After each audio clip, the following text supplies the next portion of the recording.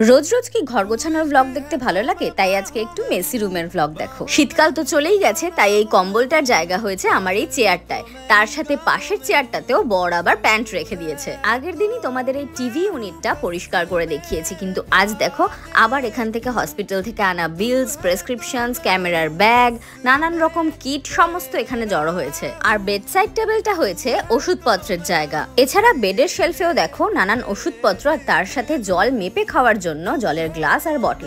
যার জন্য ঘরের এই অবস্থা, তিনি এতক্ষণে ঘুম থেকে উঠলেন। ধুলো পড়ে খাটটার দেখো কি অবস্থা। এইসব দেখে আমার তো মাথা পাগল হওয়ার জোগাড়। তারপর দেখলাম গাছগুলোও শুকিয়ে গেছে, ওগুলোতেও একটু জল দিলাম।